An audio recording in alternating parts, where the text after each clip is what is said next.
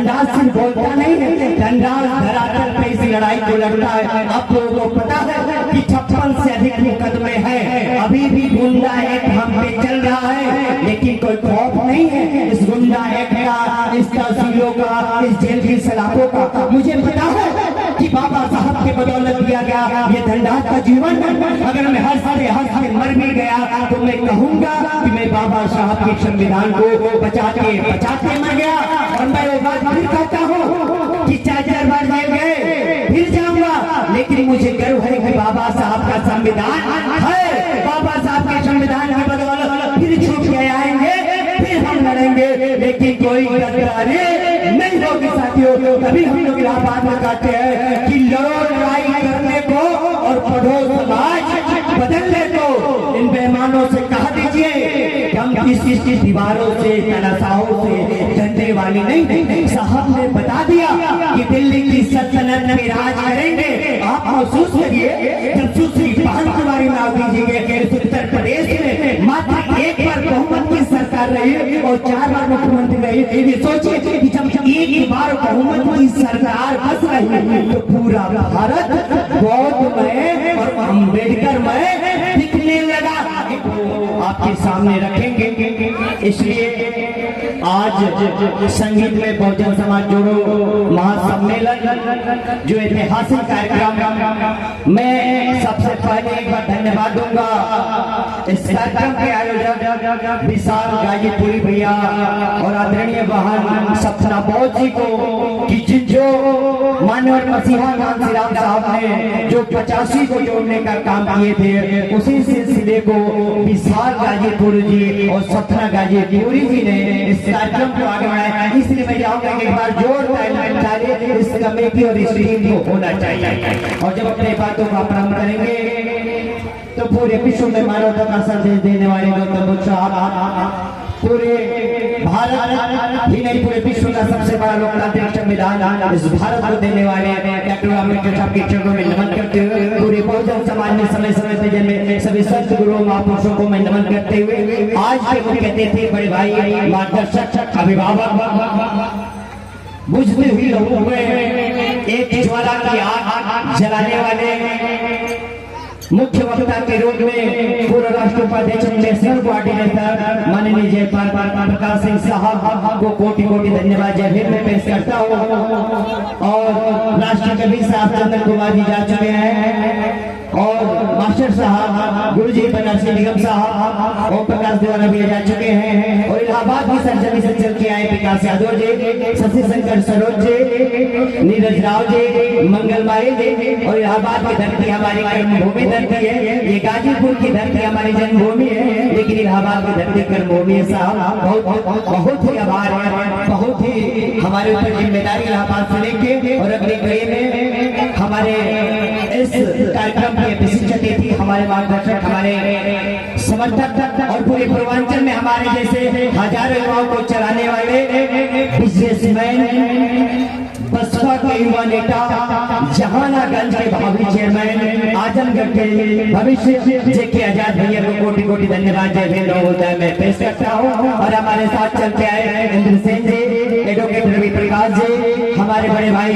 रोशन भैया जी, इलाहाबाद से चल के आए क्रांतिकारी छात्र नेता जेपी राव पेंशन साहब जिन्होंने 2 बजे रात को ट्रेन पकड़ के आए, बड़े भाई ब्रजेश कुमार जी, हमारे क्रांतिकारी साथी पुस्तकालय मंत्री श्रीकांत जी, और हमारे बहुजन समाज पार्टी के क्रांतिकारी नेता मयंक कुमार भैया जी, और तमाम राघवेंद्र सर हमारे मार्गदर्शक जो बलिया से चल के आए हैं, आपके साथ चंद्र जी चल के आए जो दूर से है, अखिलेश भाई पुस्तकालय का लगाए हैं। अगर बातें करेंगे तो बहुत नाम है, लेकिन अपने नाम को विराम देते हुए सभी न्यूज चैनल वालों को कोटि कोटि धन्यवाद देते अपने बातों को प्रणाम करता हूँ। कि जाके कह दो चौकीदार और जाके कह दो थानों से, क्योंकि तमाम वक्ता महोदय ने अपने बातें रखे, तमाम संगीत के माध्यम से लोगों ने बातें रखे, उस बातों को जोड़ के अपनी बातों को कहता हूँ कि जाके कह दो चौकीदार और जाके कह दो थानों से, जाके कह दो बेजुबान और बेकाबू कप्तानों से, जाके कह दो चौकीदार और जाके कह दो थानों से। प्रशासन महोदय लगे हुए, क्योंकि जब संविधान पे हमला होगा तो उनकी गोली बारूदों से हम लोग करने वाले नहीं। तभी धनराज रहा कि जाके कह दो चौकीदार और जाके कह दो थानों से, जाके कह दो बेजुबानों बेकाबू कप्तानों से, जाके कह दो सत्ता पे बैठे हुए योगी और मोदी और सत्ता के तनसाओं से, हम डरने वाले नहीं है। तुम्हारे मुकदमे, तुम्हारी लाठियां, तुम्हारी जेल के सलाखों से हम तो आगे बढ़ने वाले हैं। इंकलाब और जय भीम के नारों से हम आगे बढ़ने वाले हैं। इंकलाब और जय भीम के नारों से मेरे नौजवान साथियों, सभी शब्दों का निष्कर्ष निकल के आता है जो वर्तमान स्थिति में भारतीय जनता पार्टी की सरकार, हमारा जो भारतीय संविधान खतरे में है, तो खतरे में क्यों है, ये तमाम लोगों ने बताने का कार्य किया। उसका एक ही उदाहरण निष्कर्ष निकाल के लाते साथियों, तो बस एक ही शब्दों में कहते हैं साथियों कि डॉक्टर अम्बेडकर साहब ने कहा कि ये मेरे बहुजन समाज के लोगों, मेरे संविधान रूपी संविधान हम तुमको देके जा रहे हैं। अगर कम से कम इस संविधान को बचा मत पाना, इस कारवां को आगे मत बढ़ा पाना, संविधान को सही दिशा में मत लेके जा पाना, तो कम से कम इस संविधान को गलत दिशा में भी मत जाने देना, कम से कम समाज को पीछे मत जाने देना साथियों। लेकिन वर्तमान की स्थितियां जब देख रहे हैं तो आप देख रहे हैं कि दिन प्रतिदिन संविधान पर हमला हो रहा है, रोजी रोजगार पर हमला हो रहा है। जिस शिक्षा की बात डॉक्टर अम्बेडकर साहब ने, जिस शिक्षा के बदौलत डॉक्टर अम्बेडकर साहब इस भारत का खूबसूरत लोकतांत्रिक संविधान दे रहे हैं, जिस शिक्षे के बदौलत उस शिक्षे को ये भारतीय जनता पार्टी खत्म करना चाहती है, क्योंकि उसको पता है कि शिक्षे के बलबूते ये शिक्षा रूपी प्याला को, बाबा साहब की कथनी को ये बहुजन समाज के युवा, हमारी बहनें, हमारी माताएं समझ गई है। तो शिक्षा रूपी प्याला से कोई MP MLA डॉक्टर से लेके सुश्री बहन कुमारी मालती जी ने मुख्यमंत्री बना के दिखा दिया कि भारतीय जनता पार्टी को पता चल गया कि हम लोग इस शिक्षे को इतना महत्व जानते हैं। ये जो बहुजन समाज के लोग हैं उस शिक्षे के महत्व नहीं समझ रहे। जैसे भारतीय जनता पार्टी की सरकार आती है, 0 फीस खत्म कर दिया जाता है साथियों। जो BA BTC JNM LLB लोग करते थे खत्म हो गया। अब हम लोग खोज रहे कि 0 फीस एडमिशन कहाँ होता है, लेकिन यही पता नहीं चलता है। ये सोचिए, ये भारतीय जनता पार्टी की बहुत ही दूरदर्शी सोच है, हम और आपको खत्म करने की साजिश है साथियों। फिर जब 0 फीस खत्म करके नहीं माने तो नया संशोधन 2022 में लाती है कि शिक्षा को इतना महंगा कर दो, इतना महंगा कर दो कि जो विदेशों में रह के दिल्ली मुंबई पढ़ के, दिल्ली मुंबई जाके अपने बेटों को बाहर भेज के पढ़ा रहे हैं, इतना महंगा कर दो कि तब पर जो उनके लड़के न पढ़ पाए साथियों। जो 0 फीस जो नई शिक्षा नीति लागू हुआ उसमें 400% फीस बढ़ा दिया गया। जो शिक्षा 4000 में मिलता था वो 16000 में मिलने लगा। जो MBBS की डिग्रियां 1.5 लाख में मिला करती थी वो MBBS की पढ़ाई 4-4 लाख में होने लगा साथियों। तो संपूर्णतः एक ही मकसद है शिक्षा।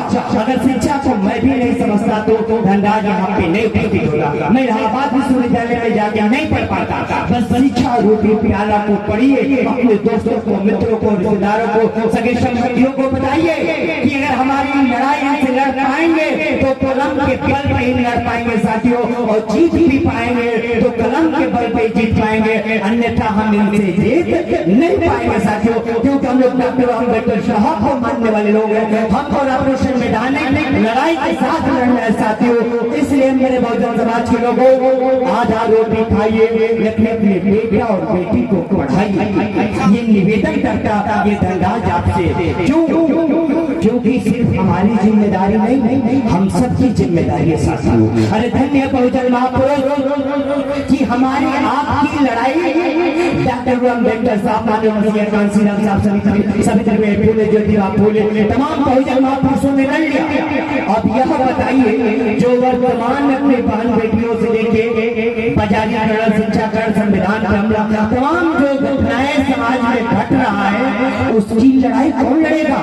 क्या फिर से बाबा साहब, कांशीराम साहब, सावित्रीबाई फुले, पेरियार लड़ी यादव आएगी? नहीं साथियों, इस लड़ाई को हमको, आपको, जयप्रकाश सिंह साहब के साथ, जेके आजाद के साथ, रोशन जी के साथ, इस लड़ाई को हम सबको एक साथ होकर लड़ना पड़ेगा। हमको उस कारवां को आगे बढ़ा पाना होगा साथियों। नहीं तो कह दीजिए कि रगों में खून नहीं पानी है, सिर्फ नारों में लगेगा कि बाबा साहब आपका मिशन अधूरा, हम सब मिलके करेंगे पूरा। नहीं साथियों, धनराज सिर्फ बोलता नहीं है, धनराज धरातल पे इस लड़ाई को लड़ता है। आप लोगों को पता है कि 56 से अधिक मुकदमे हैं, अभी भी गुंडा एक्ट हम पे चल रहा है, लेकिन कोई खौफ नहीं है इस गुंडा एक्ट का, इस तहसीलों का, इस जेल की सलाखों का। मुझे पता है कि बाबा साहब के बदौलत दिया गया ये धनराज का जीवन। अगर मैं हंसते मर भी गया तो मैं कहूंगा कि मैं बाबा साहब के संविधान को बचाते मर गया। और मैं वो बात फिर कहता हूँ कि 4 बार जेल गए फिर जाऊंगा, लेकिन मुझे गर्व है कि बाबा साहब का संविधान है, बाबा साहब के संविधान की बदौलत फिर छूट के आएंगे, फिर हम लड़ेंगे, लेकिन कोई गद्दारी नहीं होगी साथियों। तभी हम लोग बात लगाते हैं कि लड़ो लड़ाई करने को और पढ़ो समाज बदलने को। इन बेईमानों से कहा दीजिए हम किस दीवारों से, तनाशाहों से डरने वाली नहीं। साहब ने बता दिया कि दिल्ली की सल्तनत में राज करेंगे। आप महसूस करिए जब सुश्री बहन कुमारी नावड़ी जी के उत्तर प्रदेश में मात्र 1 बार बहुमत की सरकार रही और 4 बार मुख्यमंत्री रही। ये सोचिए कि जब 1 बार बहुमत की सरकार बस रही तो पूरा भारत बौद्ध में और अम्बेडकर में दिखने लगा। एक बार एनालिसिस करिए, ये विरोधी कांग्रेस कंपनी और भारतीय जनता पार्टी तो सदियों से राज करते आया है, तो हिंदू धर्म तो मजबूत रहेगा ही ना। हम तो सिर्फ 5 साल यानी 1 बार सत्ता में आए वास्तु जो कहा जाता है, तो हमने पूरा भारत की दशा और दिशा तय करने लगे। और सोचिए ये संविधान का संशोधन और बिल सिर्फ केंद्र से नहीं पारित होता है, इस संविधान के संशोधन और बिल में केंद्र और राज्य की सरकार दोनों की सम्मिलित होता है। इसलिए जिस दिन हम बहुजनों की सुश्री बहन कुमारी नावड़ी जिस दिन भारत में यानी भारत के प्रधानमंत्री होंगे, दिल्ली में भी सरकार होगा, उत्तर प्रदेश में भी सरकार होगा, तो एक बार देख के सोचिए कि पूरा भारत बौद्ध में और अम्बेडकर में जो जाके अम्बेडकर रहा था सपना था कि आपसी में भाईचारा हो, गरीबी अमीरी खत्म हो, समन्वय का क्रियाकलाप हो, वैसा सपना तभी साकार होगा जब दिल्ली की सल्तनत में हम राज करेंगे। और मेरे साथियों, मेरे बहनों, हमें खौफ नहीं कि सभी लोग चले गए, लेकिन मुझे पता है कि श्रृंगार भारत में आग लगाने के लिए सिर्फ एक ही लोग काफी है। यहाँ पे तो अभी हमारे नौजवान युवा साथी है, कहाया गया है कि संघर्षों के साये में इतिहास हमारा पलता है, जिस ओर जमाने चलती है उस ओर जमाना चलता है। हम भारत के भविष्य थे, भविष्य हैं, भविष्य रहेंगे। और मेरे साथियों, इस कर्तव्य जिम्मेदारी आप जैसे युवाओं पे, युवा बहनों पे जिम्मेदारी को निभाइए और बहुजन मिशन मूवमेंट को आगे लेके चलिए। और हम आपके कंधे से कंधे मिला के धनराज चलेगा, कभी पीछे हटने का काम नहीं करेगा। साथियों, अपनी बातों का विराम दूंगा। मैं पूर्णतः समर्थन करता हूँ विशाल भैया, आपके कदम से कदम मिला के चलेंगे। जय प्रकाश सर आपके साथ कदम से कदम मैंने मिला के ये एक सप्ताह इलाहाबाद में चला, सदैव चलूंगा, क्योंकि ये लड़ाई ना आपकी है ना हमारी है, ये लड़ाई हम सभी बहुजनों की है। तो निकलो बंग मकानों से और जंग लड़ो पैमानों से।